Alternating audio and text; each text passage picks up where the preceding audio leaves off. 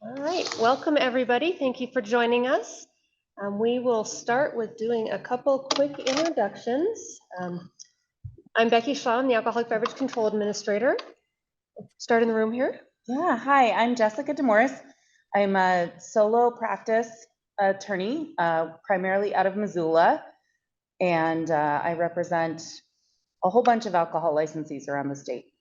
First, I should make sure, can everybody online hear us okay? Yep. Perfect, thank you. Okay, Alan? I'm Alan Hodges. I'm Dam Distilling Company in Billings, Montana. And Hannah? Yeah, I'm Hannah Tagliaferro. I'm CFO and one of the owners of Watkins Distributing. We have, the Miles City and Kalispell territories, and are working on purchasing Intermountain Distributing. It was announced this week. So, Excellent, thank you. Representative Buttrey? Hello, I'm Ed Buttrey out of Great Falls. I am a licensee as well as being a member of the legislature. Shad? I'm Shad Cullinan from Sydney, Montana. I have a couple locations in Sydney and one in Glendive. Excellent. And then Tracy, our newest member. Thanks for joining us. If you'd introduce yourself, please. Happy to be here. My name is Tracy Karcher. I am the new owner of the Sand Springs store, which is now the Sand Springs General Store and Cafe. So we are a wide spot in the road on Highway 200. Near my hometown, I'm from Circle. Awesome. Oh, really? Oh my gosh, I know people from Circle. So hopefully I didn't miss anybody. If I did, raise your hand. All right, so last time we got together, we talked about the material out on the website, the different forms for licensing, and asked that each of you focus on those forms that you are most familiar with for your type of license, and come to this meeting prepared to just kind of have an open discussion on areas that you think could be improved upon and how. So I don't know if anybody wants to volunteer to go first, or if there's a form you want me to pull up and share that we could focus on, or... Do you want me to start with an easy one? Sure, thank you. I don't know who all this is going to be pertinent to, but it does impact a lot of my clients. Would it help if I shared a form to the screen? Yeah, I think it would. I'm trying to think of a good one. I think the alteration request form would work fine. So yeah, now I gotta figure out how to share. Give me just a second. I know, I always forget too.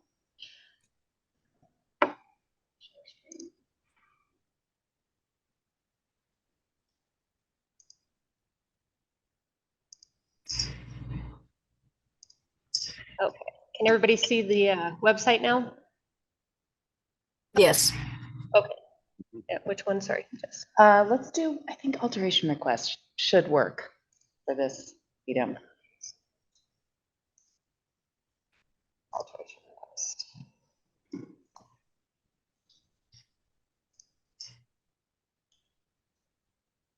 Okay. Yeah, perfect. So one thing, Becky, that we have noticed is that within the past probably year and a half, you guys did some license number updating. And so I don't know if this went, I think what I've noticed is resort licenses and maybe manufacturing licenses, some of those changed.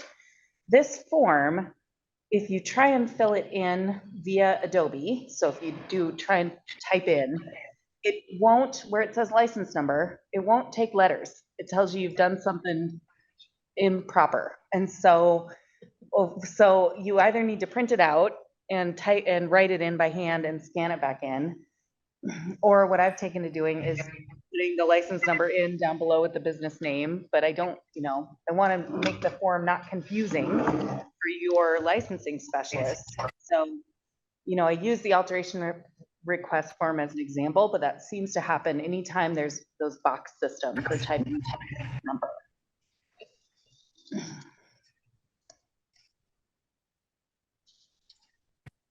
So obviously that's something we should be able to fix.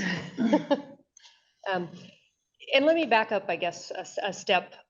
Where forms are located, when everybody went through the licensing process or an alteration process or change ownership, whatever process you went through lately, were you able to find the forms you needed easily?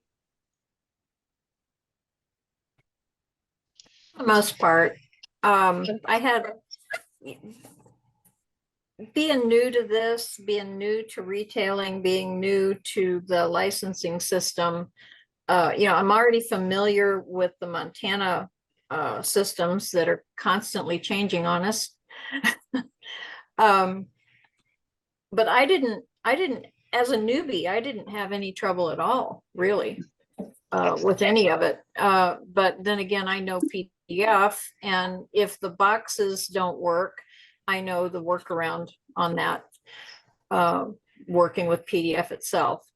So for me, I could see where it might be a challenge for people that don't know the PDF system, or the software. But having people available to assist is essential. To say, okay, you want to press this, press that, go here, go there. I'm just not sure that Montana has the money or staffing to do that really well. So that's my take on it. And when you were going through the process, did you reach out for assistance from the department? Yeah, I actually did. My assistance came from Brennan Smith, and he was wonderful. He was great. He walked me through it, and we're still in process. Okay. We're still in process because I'm not town pomp. I'm not a wealthy person that came into this with a lot of working capital. I don't have any working capital. My working capital walks through my door every day. So the permitting, being new and ignorant, I thought, okay, $250. Yeah, we can do that. And then the processing fee hit me. So here we're at $450 for alcohol and tobacco off premise. And it's going to have to wait until next month, because not everybody can afford that, those fees coming out, because not only that, I've got, oh my gosh, the fees from everything. It can be overwhelming. So keeping in mind that mom and pop stores are going to have a hard time with this coming into this new, so. And were the fees not clear up front, or? No, Okay. the processing fee was the one that I didn't get. The processing fee was the one that surprised me. And maybe because they were so similar, they're both, 200 and 250, I think, or 200. And then there's the difference between a new license for the same location and extending a license or purchasing a license from the previous license holder. So, we ended up having to purchase a whole new license. So yeah, that was a surprise. And you're a little different as you go through eStop for your licensing, and everybody Correct. else would go through TAP. So, okay. Keeping Well, that in I've done both actually, That's so fantastic. I'm actually in the TAP system because we've got bed tax. Okay. We've got a campground and putting in a hostel for the bike packers. A place for them to get in and out of the weather if need be. So, yeah, we're already approved there. So I've used both systems. Okay. I How would about speak others? to the forms. Having them laid out for the ALAC is nice, because that's the first time I've actually ever seen all of the forms that are specific to distilleries. Going to the forms page, and you just have every form, and you have no idea what ones apply to you, what ones don't apply to you. And so I was thinking that it would be nice to have a page that says, so distilleries, if you want to bring on investors, if you want to change locations, if you want to expand your facility, if you want to, all of these different things that you might want to do with your business in one, FAQ page of, okay, so here are the forms that you need for this. That would be really helpful. So like they're laid out for this committee, here's distillery forms and what they're for versus Right. And now you go to the Department of Revenue and here's all the forms, there's tax Um, forms, there's alcohol forms, there's cannabis forms, there's everything. yeah, and I have no idea what's applied to me, what ones don't. I don't know what I need to do, even after talking with licensing specialists about bringing on investors. And there's no clear path of, here's the process you need to go through to do these things. So not just the forms themselves, but if you're looking to do the following, here's the forms. Right, and like going through the forms that I did for the distilleries, a lot of them didn't really, I didn't really know what they were for. Yeah.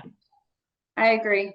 Having kind of a step-by-step guide as, okay, do this first if you want to do this second. These are the steps, because you go in and there's, 10 or more forms, and without asking the specialist, I mean, I wasn't sure what ones we needed or where to start.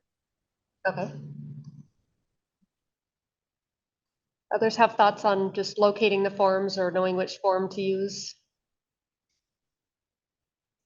And does everybody submit theirs electronically through TAP or paper forms? I mean, where available? I've done both. TAP, okay. When I was trying to do change of ownership, I was told that needed to be in paper. Yeah.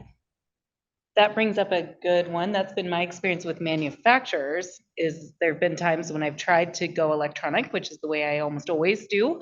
And I've gotten through and I think I've submitted, but then it seems like my form ends up kind of languishing out in TAP world.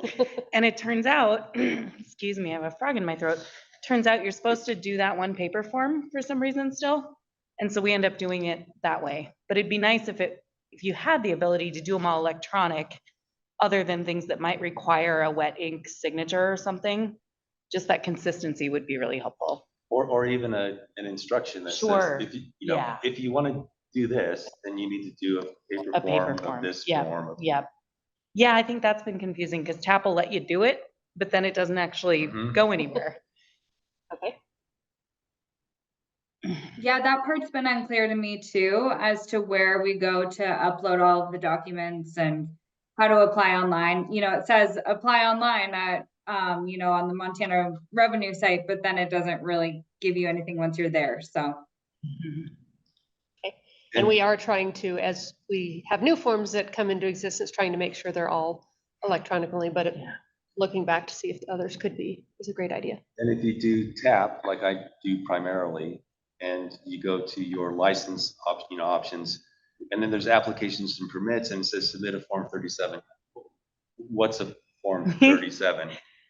I would agree with that. And even having done this for a lot of years, there's form 37, 39, and I still have to look in them to see which one would be appropriate for that situation. And I'm not entirely sure I still always get it right. So I think that just goes back to layman's terms. This is what I'm trying to do, and this is the form I need. Okay. Any other feedback on locating the forms or naming the forms maybe is another? Becky, this is Ed Buttrey.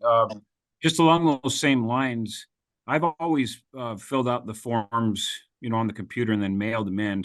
A lot of it was because they require the signature to be signed. There's fingerprint cards, there's dues and things that have to be sent in.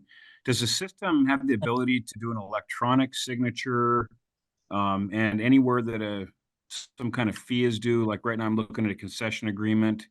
And so it says total enclosed and you'd have to put $600 and sign it. Can you do all of that online without having to mail any of that in? I believe the fingerprint cards still have to be mailed in, and that's a Yep. Department of Justice requirement. And I apologize, Jason Johnson is unable to be at this meeting today, but I promise to take good notes and he can also go back and listen to the recording, but that's a conversation I can have with him about if there's a way to streamline that or not. But as far as other electronic Like signatures, if you we go can to certainly. if you go to the concession agreement request form, I don't know if you want to pull that up or. Yep. Give me just a second. Okay. I know I've submitted several forms with the electronic signature from just using Adobe that Yeah. would Yeah. have been And acceptable. I just didn't know if the state would always accept that electronic, but you see there's total enclosed 500 plus 100, and then there's the signature. Like was said before, I seem to always run into the forms where it won't accept letters or it doesn't have enough space to put in. I think for my management agreement, it's asked for a salary and then I could only put 3 characters. So Mhm. that was frustrating, but back to this question, am I able to then put in the $600 for total enclosed, do an electronic signature and submit that all, and then it would come up and attach to my bank account and I could pay it, or I'm not mailing anything in? I believe, yes, that you can make all those payments right through TAP. Okay, because if I've just done a paper because it seemed like it was such a hassle to do that, but I'll adapt my behavior and start trying to do everything through TAP electronically.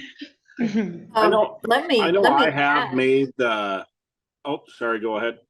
Sorry, yeah, let me add, what I've done is I made a JPEG of my own signature and I insert it as an image on the signature line with my PDF documents, and that has worked very well so far. Yeah, and I've got the ability with my PDF program to add an actual signature, but I wasn't quite sure if the state was going to accept that computer signature or if they had to have something that was hard signed. Yeah, I haven't had any problems with it so far. Yeah.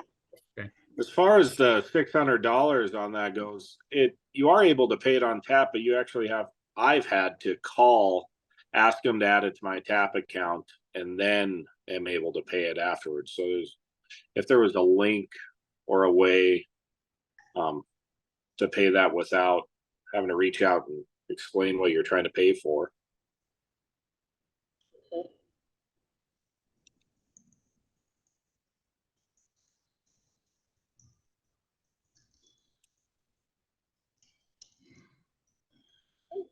Any other thoughts or discussion on the forms themselves, locating them, naming them, that kind of thing?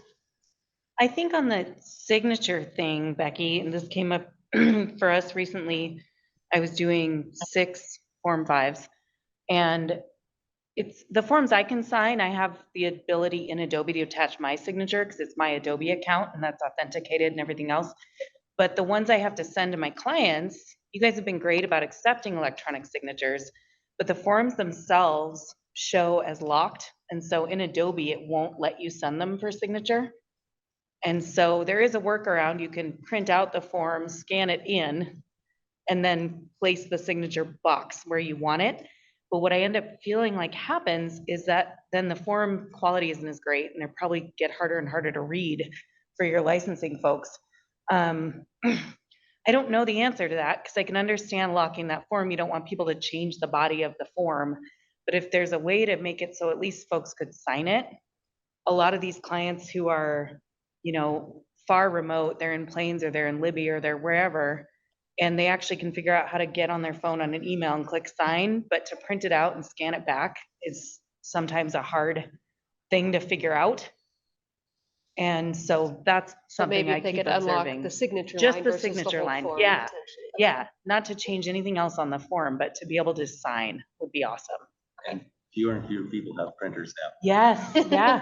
I just had a client where they had to go across the street to the grocery store in their town, and then they could print and they could fax. But I don't have a fax machine at my office, Yeah, so it was like yeah. a feedback loop. Yeah.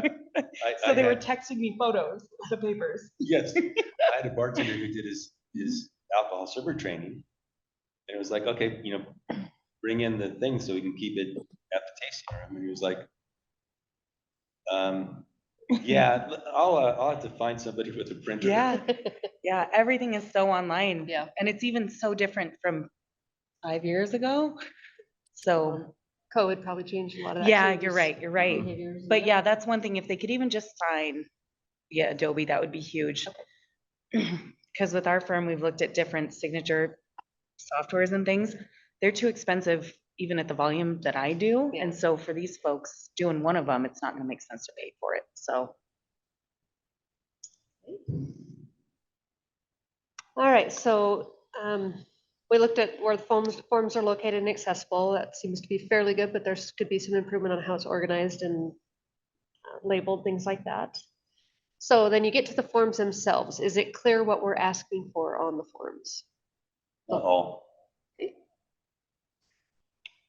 So I can just go down my list. I thought the alteration request form was fine.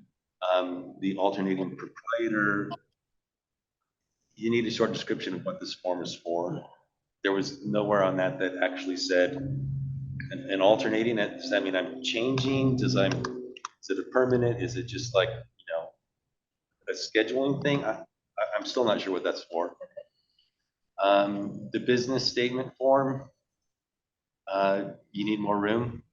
And as well, the business statement form asks for background and stuff on everybody, even though there's a percentage ownership, which triggers the need for background, but that wasn't actually clear on the form. Just to be clear, that's the Form 30, the business statement, right? Okay, I know like when you go search it, like we've talked about, I think it's labeled Form 30 or business statement form. There's a couple different ways it shows up, but I okay. know which one you're talking about. And I agree. Yes, it is Form 30. Yeah. I just had to double check it, so. Then the co-borrower guarantor made sense. The contract manufacturer made sense. The distillery application, again, you need room for more owners.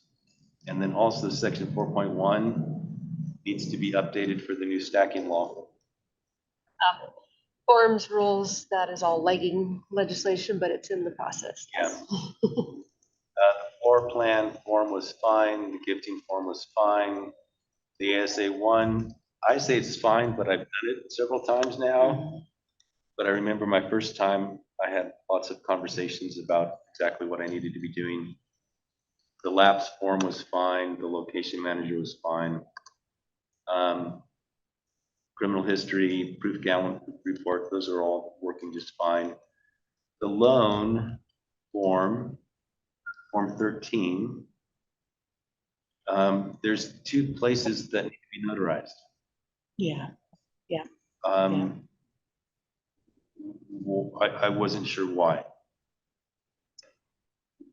And we have gone away from notaries on some things. So if there's a settlement agreement that we enter into with a licensee, we've gotten rid of the need to have those notarized. So I can certainly take a look at that form and see. Yeah, because there's Why that's required. there's 2 signatures and there's a notary needed for each one. And then the secured party, I have no idea what that's even for. That's a good thing. Yeah, that means you haven't about it. Maybe I've needed to worry about it. I don't know. Good right? point. Good point. No, this is great feedback. Like I'm pulling it up right now and it's Yeah. like, So most of the time, manufacturers don't worry about that because your license is, $600 or whatever. But you think of an all bev in Bozeman for $1.5 million, and the bank probably has a lien on that license. on the license. So that form gets filled out, so the bank can have their name on the license showing that they've got that as collateral. Okay. Sometimes it's not a bank, sometimes it's a family member, whoever they've borrowed from, right? If they want a Sure. Could be a mortgage. variety, yeah. Yeah, And so this is for on the license itself. yep. Okay. But I agree with Becky, it's a good thing if you've never had to deal with that one. No, but again, I'm still, it would be helpful to know Yeah. what the forms are for. Yeah. And banks sometimes are confused about that form too, so. Hannah, any of the forms specific to your industry?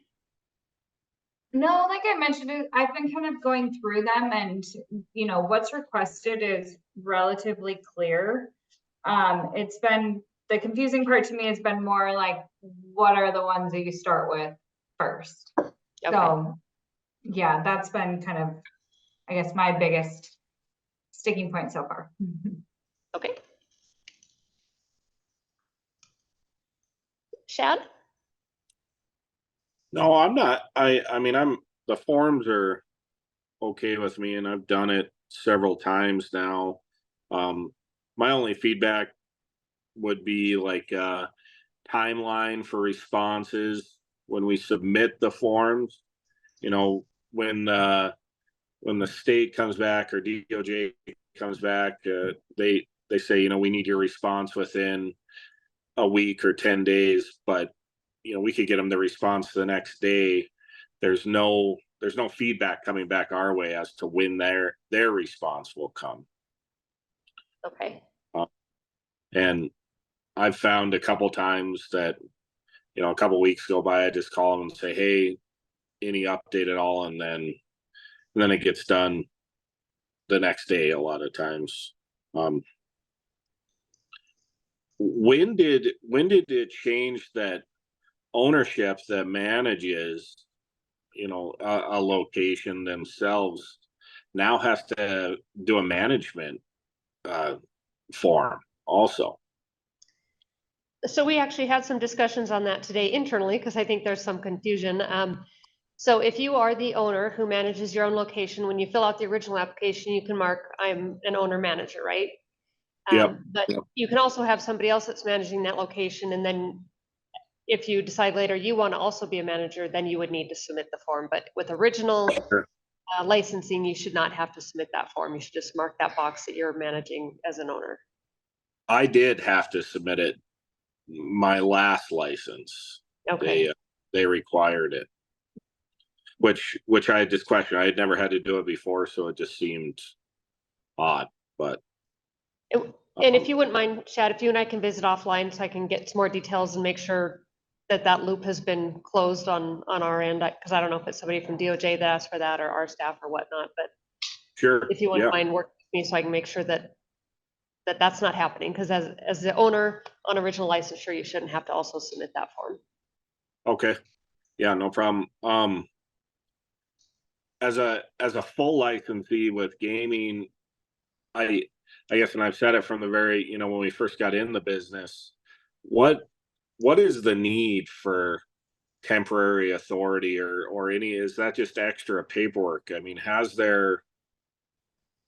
by the time you've approved temporary authority, I mean, you know, our first bar, we got temporary authority, but we were essentially done after doing it multiple times. Is there any point to that on a licensee's end or on DOR or DOJ's end? I think it probably varies by licensees. So I agree, we have to be quite a ways through the process before we're able to issue TA. But a lot of times you and the seller might have a delayed closing date, so you want to be able to operate between then and the closing date, and so then it would be handy.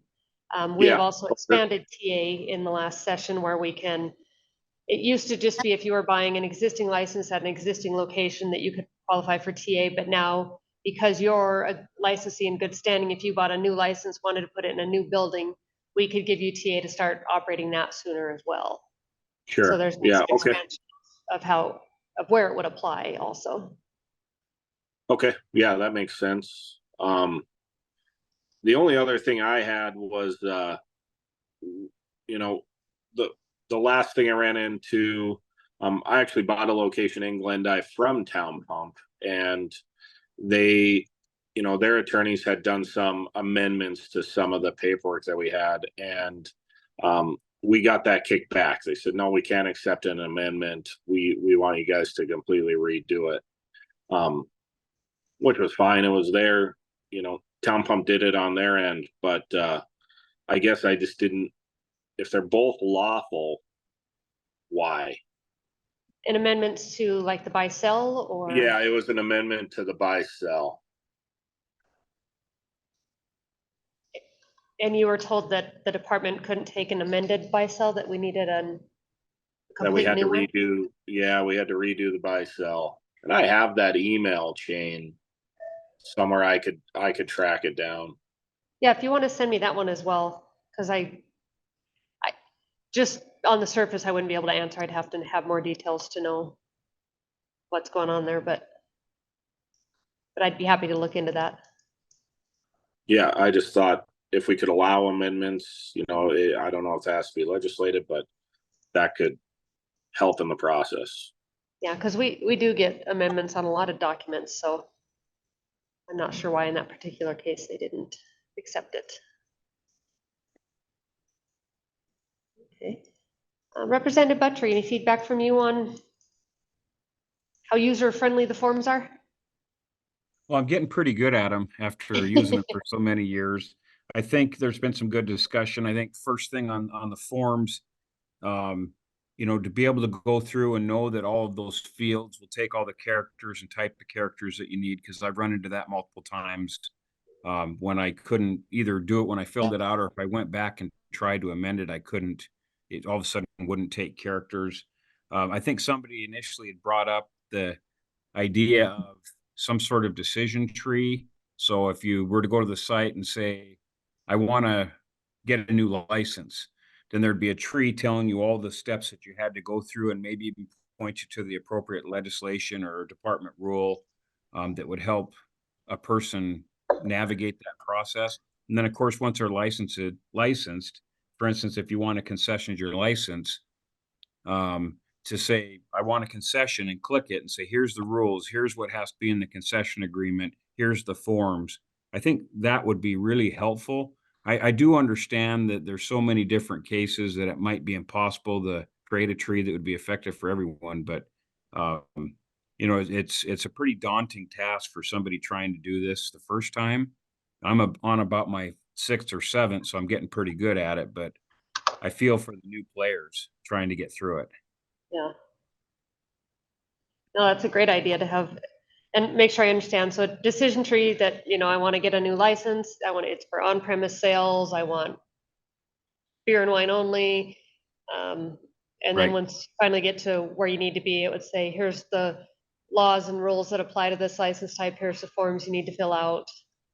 Yeah, I think you can get That kind there of, through a lot of research, but it'd be nice to say, okay, if I want to be a new licensee and I'm in a city quota area, these are the steps that I have to do. I've got to get fingerprinted. You know, something that's not just tracking through the forms and having somewhere in a form tell you to go here and go there. It would be a complete list of all the things that have to be accomplished. And then, like okay. I say, I've been looking really hard at the concession language, and so there's a concession application form. And then within that form, it tells you got to go to the form for the concession agreement. And in that concession agreement, it makes it look as if you can only, you know, the old law was where you could only do certain things within the agreement. Now it's pretty wide open. So the Yeah. statement in the concession agreement form says here, percentage of revenue, percentage of employee costs, or just submit your own. Well, someone that wouldn't know the law wouldn't really know, well, submitting my own, what has to be in there. Yep. Okay.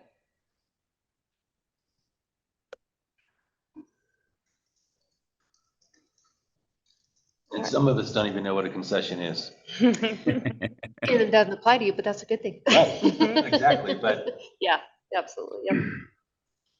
But if you were to, the way the forms are now, you might see that and click on it and go, what's this? And then be confused. Exactly. Yep, makes sense, okay. Any more from either of you? Jess, we didn't really get to you yet, because you kind of deal with all different license types. Yeah, So. no, I Probably more think, forms. you know, it's always evolving. We looked at the alteration form. One thing I didn't mention, and I know that it's such a big ask, it's a heavy lift for you guys every time we have a legislative session. There's new rules, there's changes, but there's some of the forms that are really outdated at this point. I'm sure you guys have eyes on that and you're working on it. But I get calls sometimes from folks who are confused about questions that no longer apply. I think that pertains to stacking Mhm. after 305. mhm, There's some of the forms that just don't quite jive anymore, where you could actually have a retailer and a manufacturer cohabitating.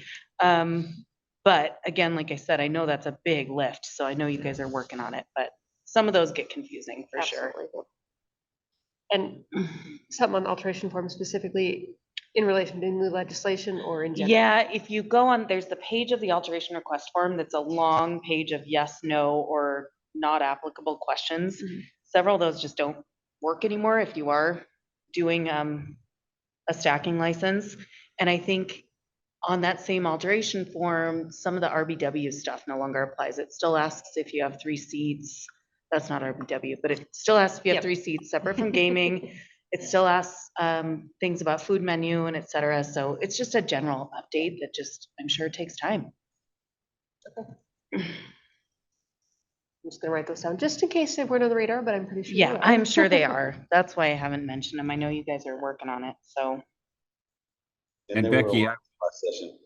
I would love to give you assurance at the next legislative session, there will be no further changes since we. You all pretty much heard that, right? rewrote No everything. further changes? But I have been discouraging a lot of the additional changes because we know that it takes you years to catch up with all the changes through the rules and the forms, and public's got to be somewhat tolerant of that. And There's a few that distillers would still like to get changed. Yeah, I've heard about those. I'm sure you have. I'd like to take a session off. you and me both. I tried to say I would bring no legislation next session, but apparently there's a little bit of cleanup, and there is one more bill the lieutenant governor wants me to work on for red tape that I wasn't able to do last session, so I will have a couple. All right, so any other, the forms, the wording, we try to be consistent from form to form. It's, license name, license number, premises location, that kind of thing, so that we're not changing the field rest. We don't say address versus licensed premise, and try not to confuse people that way. So hopefully that's flowing through and making sense on those. And I've got some feedback here. Is there any other thoughts on the forms of things that are confusing, or? Is there a new one, Becky, for, speaking of this session? Probably. Now that we have golf course additional buildings, we no longer, is there a different form that just came out? Because I think I was using the wrong one, even just as recently as a week ago. There is or will be a new Okay, form, okay. yes. So I'm I not sure wonder offhand if, what. and maybe you guys And are I think already it's just doing additional this. building. It So will apply to golf courses okay. and the other. Okay, so ignore me if this is feedback that it's just me not reading all my emails. Folks can sign up for like general updates from DOR. If there's a new form, does that get added to that general distribution of information? That I don't know, but I can That would be great. put that out there as something we'd like to do, yes. It just I create more work for your team when I send the wrong form. I would. And maybe even not just new forms, but updated too. Yeah, I would add a comment to the ASA one, where it asks for your license number, and then it asks for your Secretary of State business number. I actually had to have my licensing specialist or somebody find that for me, because it's not my FEIN. It's not on the stuff I got from the Secretary of State when I formed the company. It's not on my license information. I couldn't find that particular number anywhere. So I'm trying to think off the top of my head why we'd need that either. no. So is But I it will- like your Secretary of State number? I'm just wondering. Yeah, I wouldn't, I pulled Yeah. mine up just now out of curiosity, but I wouldn't have known what that was. I tried, I went onto the SOS and I tried to find it, and I had my registration number, which is not the same thing as this, Yeah, As this number. as this assigned number that they, so I'll just show you. I think it comes up once in a while when you do an ABN registration, and they ask you for this, but most people wouldn't. Yeah. know. I don't know why you'd need that on the form. Yeah, I'm not That's sure. my feedback on Well, that. that's what I put, why is this needed? So, Yeah. all right, perfect. Which form is that? this is the ASA one. Okay. So if I wanted to, have somebody contract distill Got it. or import some Got it. alcohol, I need to go through the warehouse to do that, Seems like you could just put their name. which Yeah. you do. Yeah, okay. But, and Yeah, it's that got my seems- distilling license Right. number. So yeah. Yeah, most folks aren't gonna know how to find that. And then, so once you've got the form filled out, is it easy for you to submit them, know where to submit them, how to submit them? I will jump in. I have a question on that, Becky. Okay. And it's, what does the department prefer? Do you guys prefer if we go into the TAP account and submit forms through TAP, or email or file transfer documents to the licensing specialist for that license? I believe our preference would be through TAP. Okay, so I've had bad behavior on that. But we will change that. I think it would help if it was clear what the preference was on the website. Okay, I would suggest that all the forms should be able to be submitted through TAB. That'd be great. Like, I can find the ASA one after I figure out that I actually need it. Yeah. And then I have to go back to old emails to remember who I'm supposed to send it to. Yep. You can't do the ASA one on tap. Right. And so the nice thing about tap is it goes to who it's supposed to. Yes, without needing to figure out who's doing that region right Right. now. Yeah. Yep. Yep. Yeah, if that's the preference, I would think just make it really clear. Because yeah, those specialists change. So you might be sending someone who's not doing that region anymore, and I know they get a lot of emails, so if we can help. How about online? Is it clearer and easy how to submit forms? Yeah. Okay.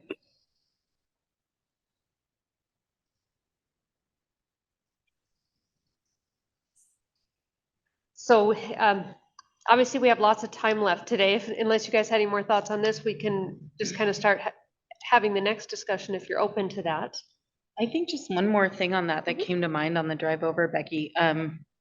The interplay between gambling control, GCD, and DOR. I'm not always certain that I'm sending things to the right person. An example came up yesterday.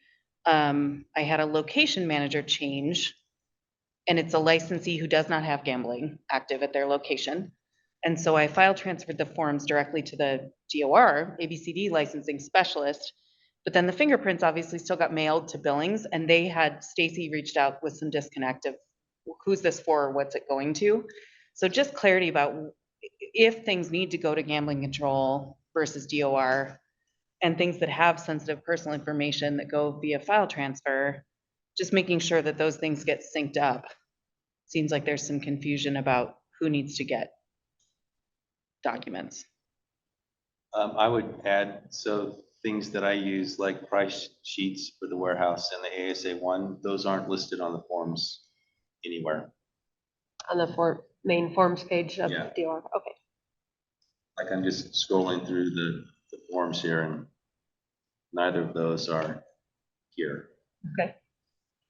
So when you need the ASA one, then you have it saved on your desktop somewhere and you just go fill it out and email it in? Or? Now I do, but I used to just have to get a hold of, I think it's not Mickey. Mickey. Yeah. Thank you. Yes. I'd have to go back through emails. When did I do oh, okay, Mickey. Okay. So. Definitely good feedback there. Yeah, and that's another one. If you guys updated the form then and it's saved on a desktop, it would know. Right. Yeah.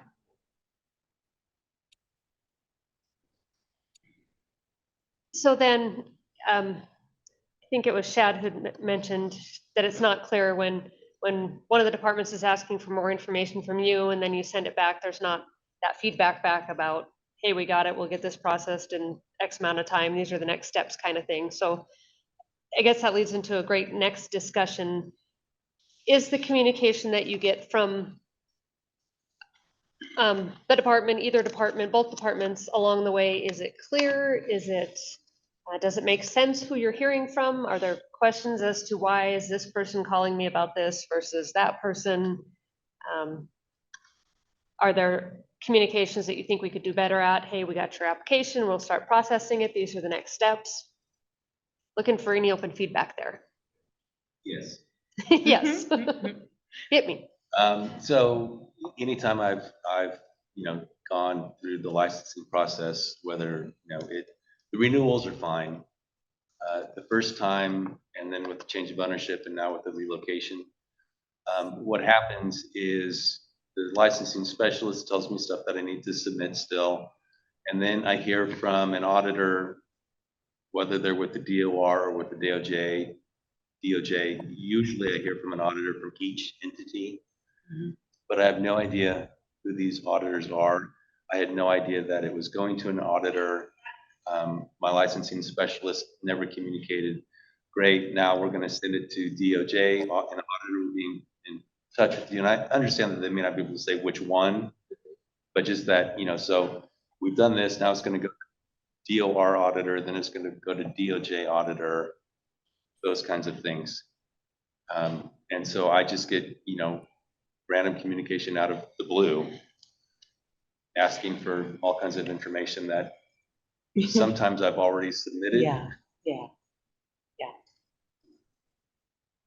Maybe like a flow chart, almost like IRS has these flow charts that show you what's gonna happen each step of the way. I wonder, yeah, because I could see if you, yeah, all of a sudden a DOJ auditor reaches out, it can be kind of confusing. That's a great idea. What else? Any other thoughts on that?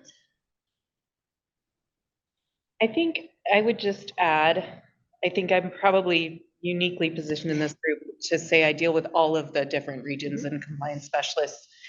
You have some folks who I'm sure you know are, you get awesome communication, timely communication, great feedback, super responsive.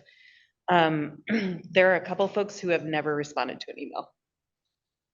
And I end up leaning on the folks over at GCD to find out what's going on with a case.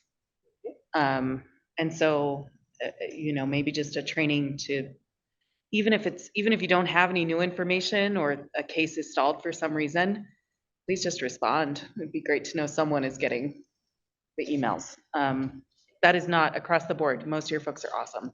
And if you would offline, let me know. I will. Yeah. Thank you. But yeah, I think, you know, it can be kind of disconcerting just to not know where things are. Yeah, I would second that, especially as an operator, you're trying to plan for, you know, for openings and everything like that as your license is moving along. My last license, I had somebody that was training while we were going through the process, and as she was training, I guess what I found out at the end is it was coming into the trainer, then going to the trainee, then coming back into the trainer. I wasn't aware of that at all because there isn't a response back of, you know, hey, this is going to take a little bit longer. I understand that's how they have to train, but I kind of had to track down that information. So it was a lot more extended because of that. Any sort of timeline or feedback that you could give to licensees of even a 30-day window would be massively helpful in that situation. Yeah.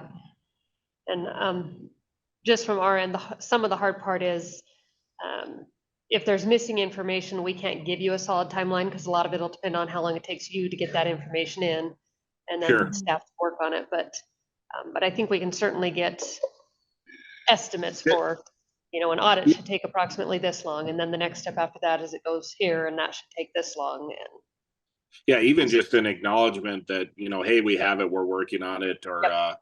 You know, at the end of that, you know, it's been 2 weeks since you submitted.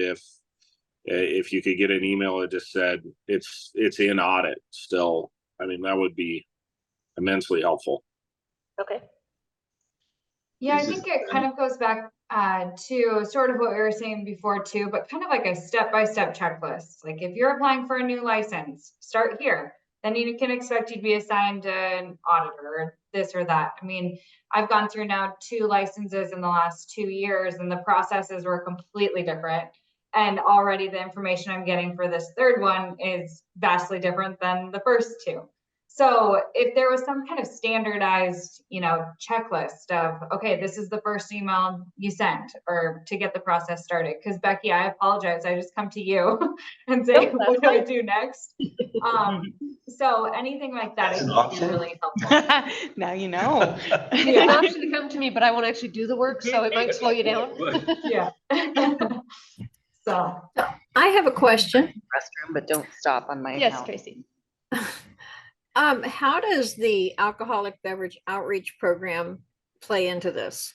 It seems with all of these questions and all of these things that they would be the ones to reach out to.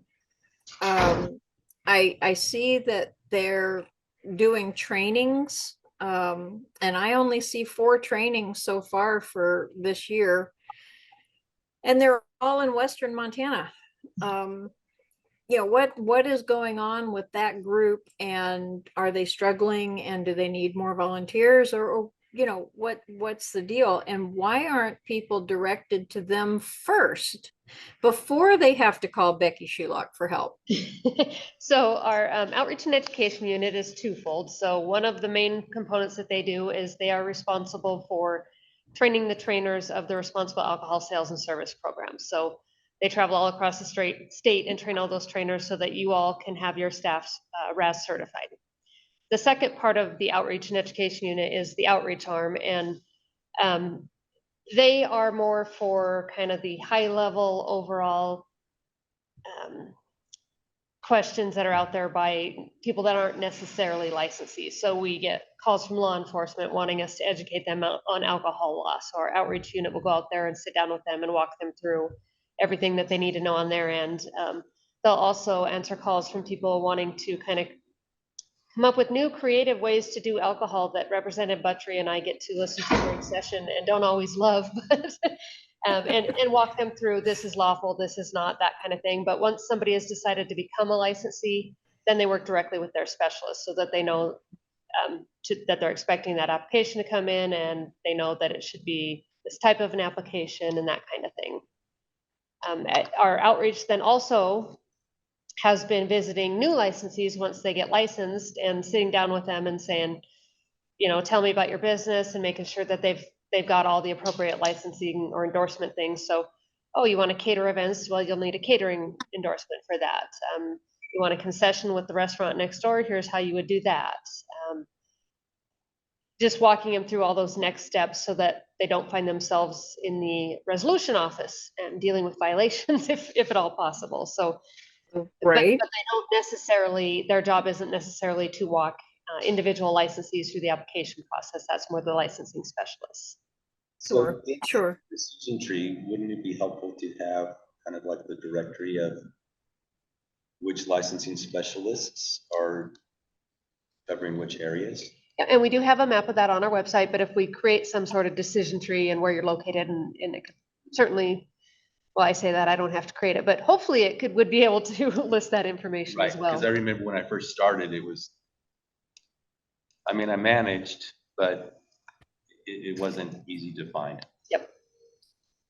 And I know just a few years ago, we weren't able to list employee phone numbers and who covers what area and stuff on our website. And I fought really hard to get that out there because it did not make sense to me for the public to not be able to access us and talk to the people they needed to talk to. Mhm. And most of our calls do not get answered in the call center because they're very specific to, hey, my distillery is doing X, I need help. And they don't have that specific information. So Mhm. once we convinced them that most of our people were getting through to us one way or another, we were able to get that out there. Mhm. So, but I certainly think if we had a decision tree and where you located, what kind of license, that it could then say, here's somebody you can call for help if this Right. wasn't clear enough or whatever. Mhm. Yep, absolutely. Any other thoughts on those lines? Do you want to talk about time? Do Absolutely.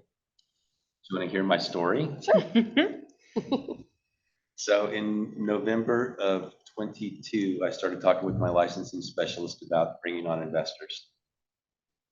We closed on the sale of equity at the end of July. In those 8 months, I had never been told once, because I called and said, hey, I'm going to do this. What do I need to do? Was never told I needed to do a pre-approval. Found out when it went to auditing for my change of ownership that I was in violation. So another distillery in Billings did the pre-approval, had an investor on board. It took so long that the investor dropped out before they even got to the point that they could close on the equity. My change of ownership with the federal government took 3 weeks. My change of ownership with the state of Montana took 6 months.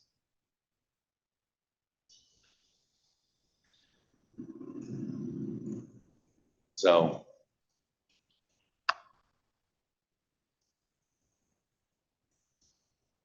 When you say federal, you mean with TTB? yep, Yeah. with TTB, amended, change of ownership, background information for the folks who needed to go through the background check. Submission, amendment approved, 3 weeks. And obviously, without looking at your specific case, I wouldn't Right, know no, why, I know. but certainly can look into that. But, Yeah. So it's just one of those things where it seems backwards to me that the federal government would be easier to process with than the state government. Yeah. So, So we may be coming with a request for FTE, Representative Buttrey. Just giving you a heads up.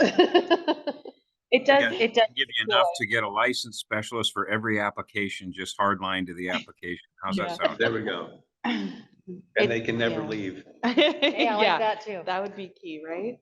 It does feel like changes in ownership in particular tend to end up being really complicated and take longer. And that's been my experience as well with TTB. It feels like, as much as I hate their website and their form, it does feel like someone calls me within a week or so, and then they talk me through it, and sometimes they'll even make changes for me, which is great.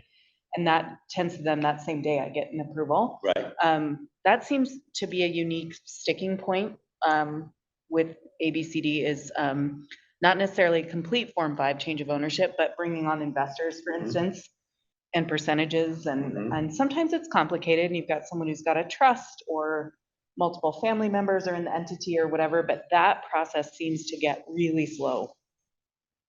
And that can be hard when you're in the real world and you've got investors who want to come in and don't understand the unique Montana-ness of it all. But yeah, I'd agree with that.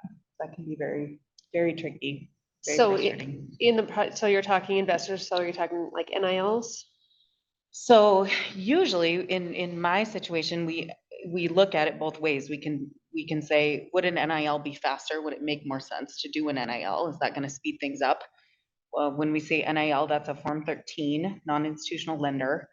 But with an operating agreement and an entity, it may not make sense. That investor may want equity in the company. They may not want to do a loan.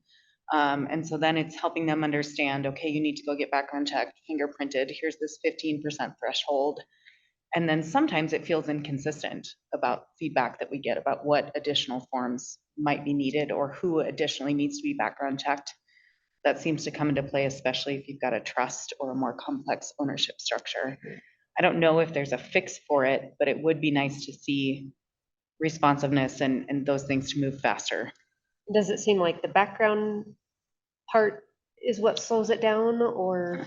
Not in my experience. Yeah, that hasn't been my experience either. I do think sometimes it feels like you can submit, I think we talked about this earlier, almost everything can be submitted online. And fingerprint cards are the one thing that has to be snail mailed to Billings. USPS has been a mess. That's not ABCD's fault. But I've had things where cases can't move forward or won't be moved forward because those fingerprint cards are still missing and folks are having to find someone and they're in Ohio or Rhode Island or wherever, and they need to go get fingerprinted, mail the fingerprint cards in. If we could, even if we could move cases forward while those fingerprints were pending, I don't know if that's possible. It'd be nice to just see that background check process catch up with the 21st century. And it seems like despite, no matter how many times I remind folks I need 2 cards, inevitably I'll open the mail and there's one. And so then I'm praying that that one card doesn't get chewed up by the machine. So if there was a way to bring that process on board with the rest of the things, I think that would help. And then I think it's just, I don't know if it's that the licensing specialist needs to wait for feedback sometimes from legal or from you and Maureen, or if it's more complicated, you know, when they might need input, it ends up feeling like things just languish and we don't know what else they're wanting from these applicants. So in the case of the other distillery, they ended up not getting their investor. And now they're trying to sell, trying to close, trying to figure out because they lost their chance to actually like bring somebody on board. And I, unawares, violated the law because I didn't ask for permission. I closed on the equity sale and then found out in the licensing process that I was in violation, then had to deal with that. But I had asked my specialist for 8 months, what do I need to do so that we're moving along and we're ready to go? when this thing happens, and was never once told that I needed to have whatever form. I don't even see the form here.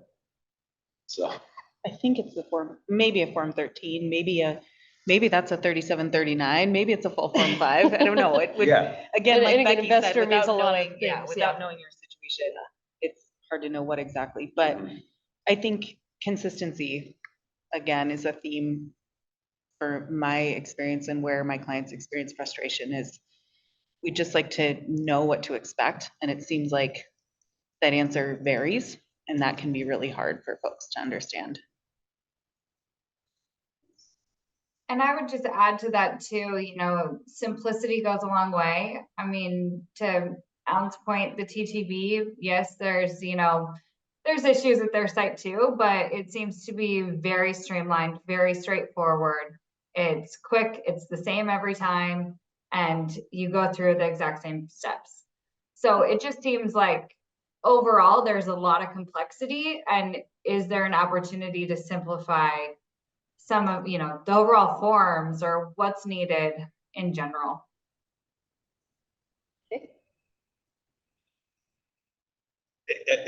An easy example of that is so you have to submit a new distillery application, change of ownership, you have to list all the owners there.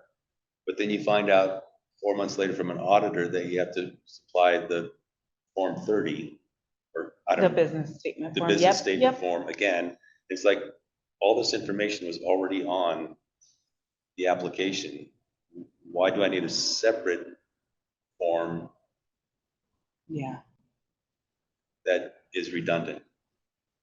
I mean, it feels unfair because we don't have someone from GCD here to stick up for them, but. And I can't answer to their process. But, I think it's good feedback for you to provide for them, things as simple as a location manager application.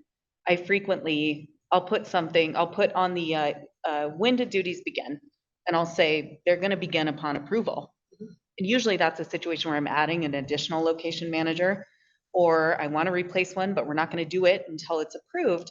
Every single time GCD comes back to me and says, that's not acceptable, you need to put a date. And every single time we have the same conversation, and it ends up going to supervisors, and Stacy or Wendy or someone is usually quick to say, it's fine, you can put upon approval. But it often feels like GCD is trying to add these requirements that don't jive with what I know works fine for you guys at ABCD. And so I think that's probably just communication between the two agencies. And, I'll end up saying, respectfully, this is ABCD's call, not GCD's.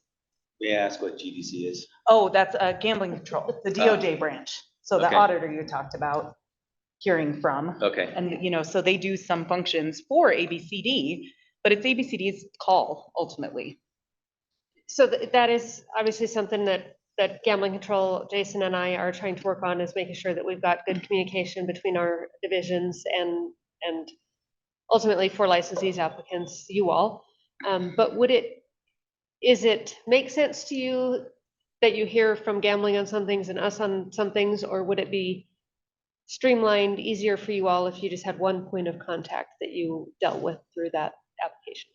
I would think, Becky, it sounds counterintuitive, but my goal is to work myself out of a job here.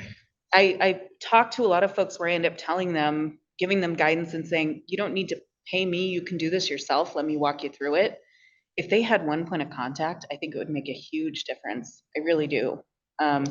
Even if their licensing specialist was just copied on the communication with GCD, if there needed to be some supplement to that. I see it in investigations as well. I think really well-meaning investigators sometimes give licensees and applicants bad advice. And I think that oftentimes, GCD goes out, does an inspection, they may submit a report to DOR, but my client doesn't get any feedback from that report. And so they unwittingly end up committing a violation. That happens with alterations. And so I just think if we could have, one point of contact where at least that person was copied in on all the communication would go a long way. And I think, you and I have talked about that before. It's a manpower issue and I understand that, but I think it would help a lot.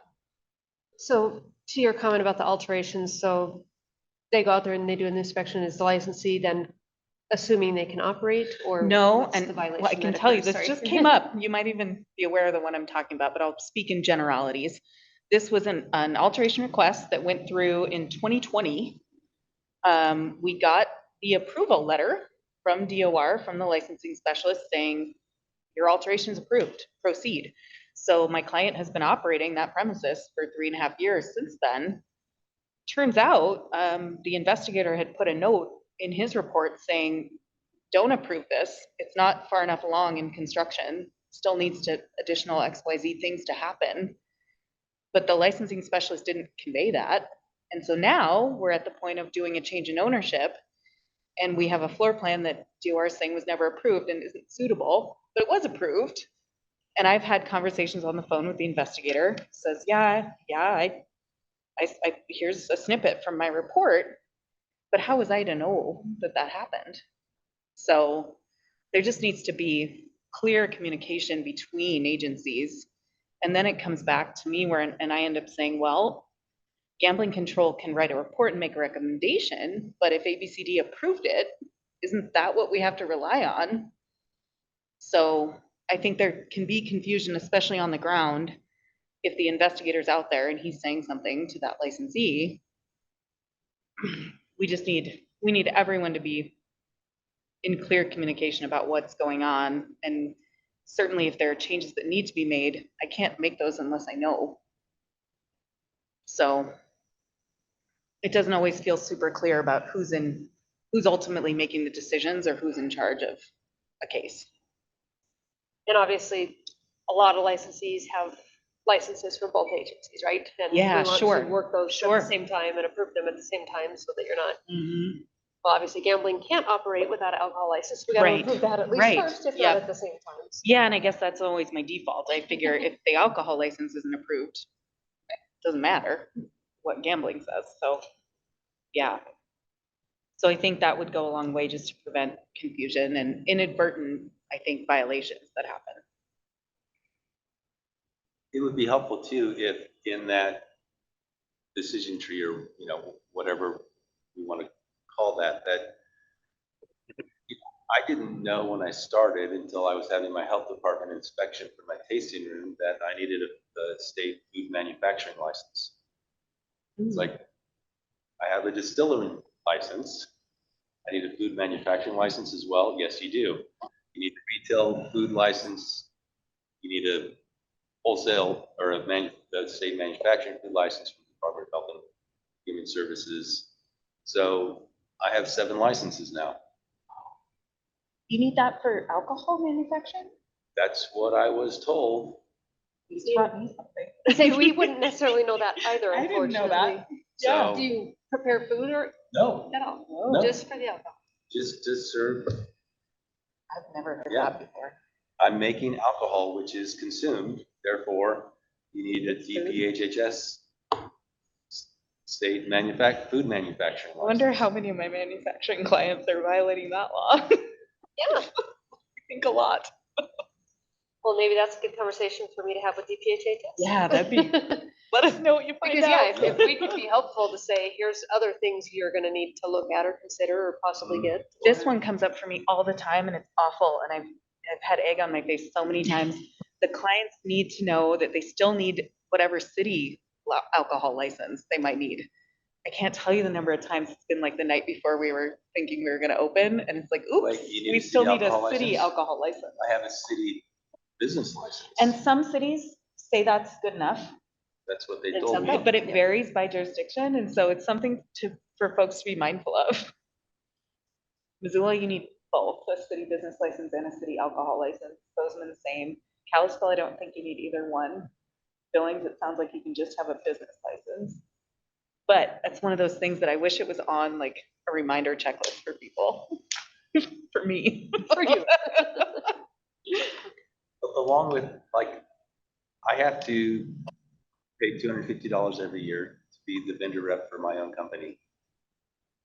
And so I didn't know when I started that, oh, you also need a vendor rep license. Oh, I didn't know about that one either. Yeah. So I think I ferreted out all of the licenses I need. Like, there's a I lot. stopped at 7. So what all 7 do you have, just out of curiosity? I have a federal distilling permit. Yeah. A state distilling permit, a state food manufacturing license, a state food retail license, a vendor rep license, the city of Billings business license, and my alcohol server training. Holy moly. Oh yeah, RAS too, every 3 years, yeah. Yeah, now there aren't any RAS things, so we've just done online ones that said they were approved Yeah. by Montana. Yeah. Thinking that that's good. Am I right, Becky? You are correct, yeah. Okay, okay. And then I think, now you're talking about that, the other thing that keeps coming up, catering. I think if Daisha and her team could do more education outreach about catering, I think my clients are violating that probably more than. But what ends up happening is, what I've been finding out is, the local law enforcement agencies are giving these clients bad advice about how to fill out the form. So that I just figured out in the last couple of weeks. So we're now doing like specific trainings for Gallatin County in particular, saying ignore the local law enforcement advice. So I think that That was one from the attorney, that was not from ABCD. ignore the cops, listen to me. But that one keeps coming up. So catering, I think, is an issue where those forms get filled out wrong and catering logs get submitted wrong. And so that's an area that could use some clarification for sure. That you made me think of that with So the vendor catering reps. form itself is okay, it's just. Your catering the form is entire- great. It's that every agency, law enforcement agency seems to have a different form, and then they're giving licensees bad advice about how to fill them out. They're having them put the licensee name as the sponsor, things like that. And I get questions and calls a lot of times from manufacturers along that same vein about the special event permits and vendor events and things like distilling conventions or brew fests or stuff like that, is confusing for folks, I think. What they can and can't do. Not online, any other thoughts on this topic? These wide topics? Yeah.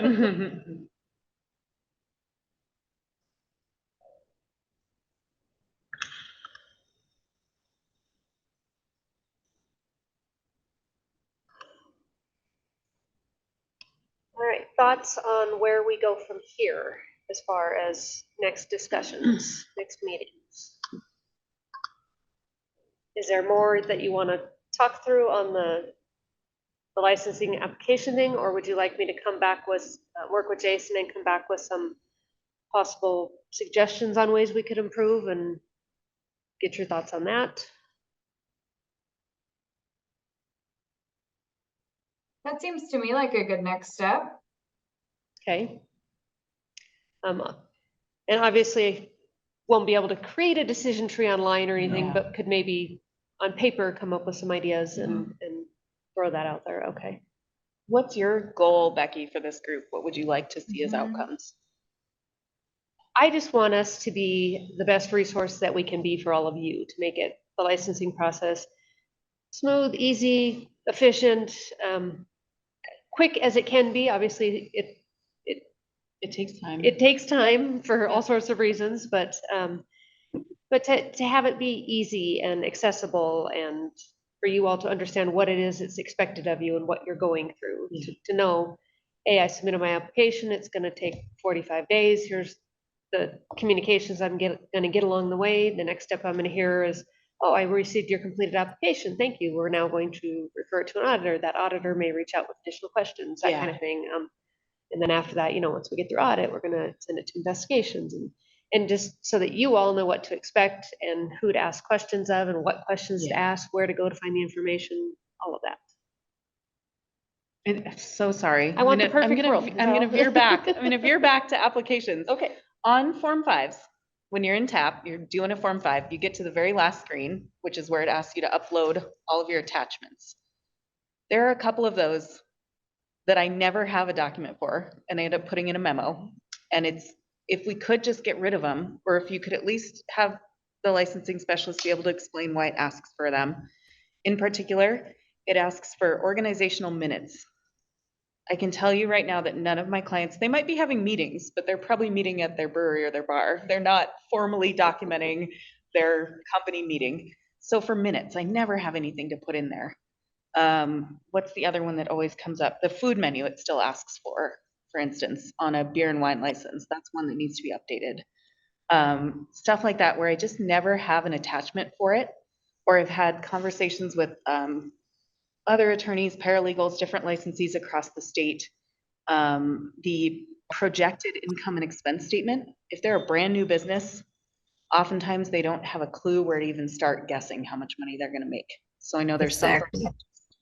Yeah, so there's some folks who just put a memo in there. I always try and come up with a good faith estimate, but it seems kind of silly because a lot of times they don't know. They're hoping they're gonna make money.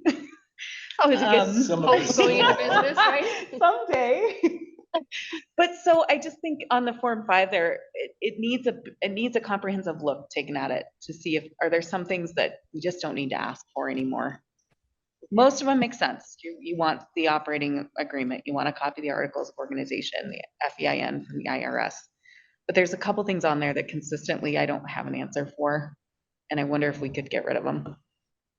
So along those lines, if we did go through and get rid of some of those on the initial Form 5 submission, but find out later that we need it for whatever reason. Sure, that's, Asking for it later would be acceptable? yeah, I think if it was on a send back and it was, hey, actually, you know what, we do need minutes because you have 5 members, your operating agreement says you're member managed, but only one guy signed this paperwork. You want to do your due diligence, I get that. But for 99% of the time, it doesn't make sense. Okay. And I think, again, at the risk of working myself out of a job, those are the types of calls I get when people are confused. What is this? Why do I need it? So if we can get rid of some of those, If you have a list for me. I was gonna say, I'm happy to be more comprehensive and thoughtful about that. It just came to mind. Becky, an idea there might be, because I've had the same struggles. A lot of times I just end up writing a Word document that says, you know, I don't have this information or something and attaching it because it won't let you move forward until everything has been uploaded. Yep. And maybe an option would be to click that item that has to be uploaded and then have a box saying, you know, not necessary, comment, you click it and then you just write in there, we don't have this document to provide. And then it would let you continue to go and submit the application, but it would have a note there, the license specialist to look at, and it doesn't stall you out. Okay.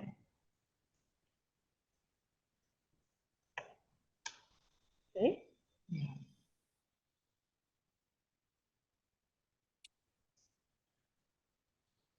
Any other thoughts, feedback, recommendations?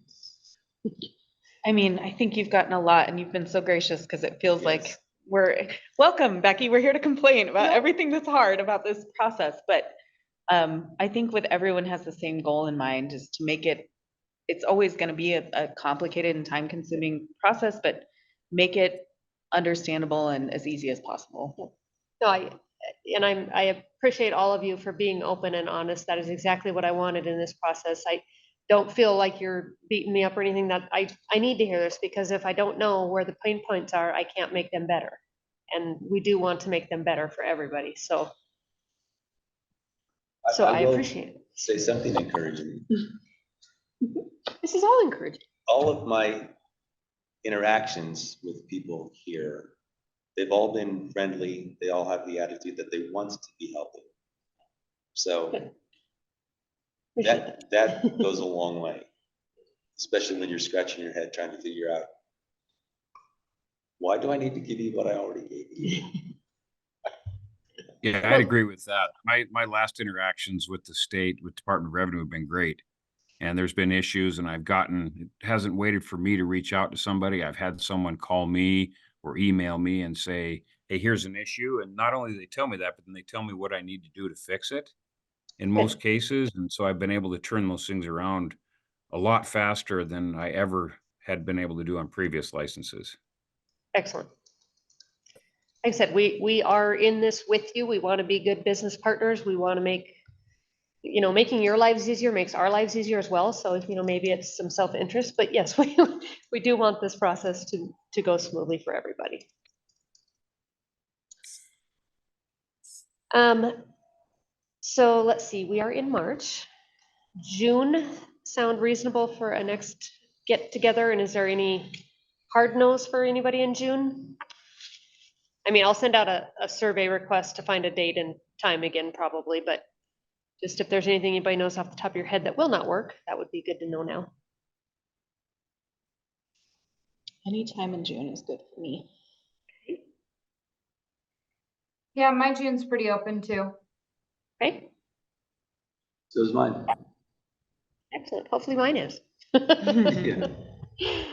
Um, Oh no, that's May. Okay. No. Just not on primary election day, please. All right. Are you gonna be busy that day? Probably. I don't know that I saw anybody else online, but if there's any public comment, raise your hand. We'd take that now. Not seeing any. Anything else anybody wants to talk about before we adjourn? Like I said, we do have plenty of time, so if there's more you want to talk about, let's do it. Becky, can you maybe in the next meeting, you could just speak for a moment about how it works between DOJ and DOR so that we've got a really good understanding. Sometimes it's confusing who to talk to. And then, in the past, I haven't seen it lately, but in the past, you would call revenue and they'd say, oh, it's held for justice. You call justice, say it's held for revenue. And I've always wanted to understand better how that communication goes back and forth between the two departments. And Absolutely. along those lines, do you foresee anything in the future where all of the licensing application requirements, investigation and such would be done under a single entity versus two separate entities? Well, that would take a legislative change, as you know. Yep. And if that's the direction that people feel would be the way to go, I'd certainly be open to have those discussions. Alcohol is the one thing that is regulated differently in every single state across the country, and that's because of the 21st Amendment. And so there's no two states that are exactly the same in how they regulate alcohol. The majority of them are under the Department of Revenue because it helps with the efficient collection of taxes, and that's one of the goals of Title 16 in Montana. But because alcohol and gaming licenses are kind of connected at the hip in Montana, I think that's why we have more of a unique situation than maybe some other states do as far as how they handle things. But like I said, the purpose of this committee is just to get feedback on what you all would think would be the best way to create efficiency. So if that's the direction that you guys would like to see this move, that's certainly something we can talk about. Not necessarily our goal going into this by any means, but if that's something that you all want to talk about and explore, we're happy to do that.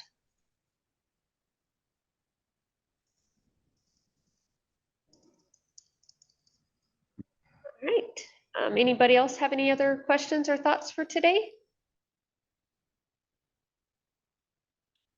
Do you think there's just a quick question? Do you think there's any way possible for, current licensees to have a little bit more of a streamlined process as you're adding locations? As far as not having to submit a bunch of the same stuff again, or? Well, some of the paperwork is just repetitive, and I understand the need for the information, but if you're aware of the fiscal and criminal background, is there any way to shorten that process up? Take some of a burden off, the state as well as the licensees, and encourage growth through that. Certainly something we could look at. A lot of people don't necessarily use the exact same entity for all of their licenses. Oh, yeah. So then it's different financials and different, all that stuff is slightly different then, but. I would certainly assume if all, there's- the entities are all different, but if you're funding one from current operations or something like that, I mean, it just a little bit, any way to streamline that. Yeah, certainly something we can look at, yeah.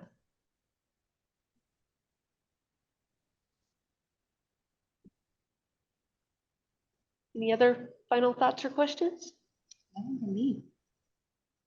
All right, well, thank you all very much for joining us. I'll get a survey out to get our next meeting scheduled, and I will get with Jason and go through my notes and see what we can come up with for the next meeting.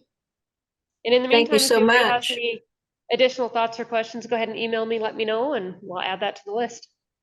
Thank you for having me, and I will let you know how the rest of the process goes. All right, thanks for joining us, Tracy. Thank Absolutely. you. Thanks. Have a great day, everybody. Bye. Bye. Thank you, Becky.